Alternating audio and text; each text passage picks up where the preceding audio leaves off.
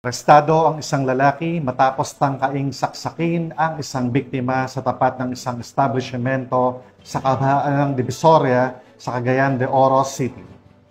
Pinatutunayan ng insidenteng ito ang kahalagahan ng presensya ng mga otoridad sa mataong lugar. Ang agarang pagresponde ng pulisya ay naging susi sa pagpigil ng krimen.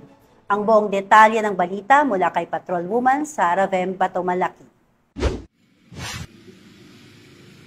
Arestado ang isang lalaking matapos makuhanan sa video na may hawak na kutsilyo at tinangkang saksakin ng kapwa lalaki sa tapat ng isang establishmento sa Caballo Street, Divisoria nitong Linggo, Hulyo 20, taong kasalukuyan. Kinilala ng Police Station 1 ng Cagayan de Oro City Police Office ang suspect na si alias Boy, lalaki na sa hustong gulang at residente ng lungsod.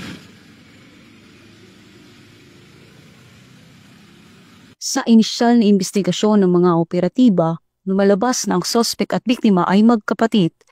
Reported na nalagi nag-away, minsan na dala kutsilyo, so wherein immediately na respondihan sa atong mga personahe na deploy sa may OKK Divisoria. Upon na arrival, na pacify and atong nahibawan na ang mga nag-away is mag-igsuon lang. Nagugat umano ang kanilang alitan sa nawawalang pares ng shorts na inamin ng nakatatandang kapatid na kanyang kinuha ngunit nakalimutang isauli. Dahil dito, sinuntok siya ng nakababatang kapatid na naging dahilan upang kumuha ng kutsilyo ang suspect at habulin ito sa kalsada. Agad na rumesponde ang mga tauhan ng Police Station 1 makalipas lamang ang ilang minuto matapos ang insidente. Alinsunod sa direktiba ni Chief PNP na dapat maagapan ng anumang krimen sa loob ng 3 hanggang 5 minuto. And right after na labtan nito na pacify gidala sa station nato para for further questioning sa ila unsay nahitabo. So pag-abot sa station, mula gito magigsuon na sila na damay na wala pagkasinabtanay. Ang magigsuon dayon wala man poy kwan. Nay kutsilyo however walay kwan, walay nasamdan.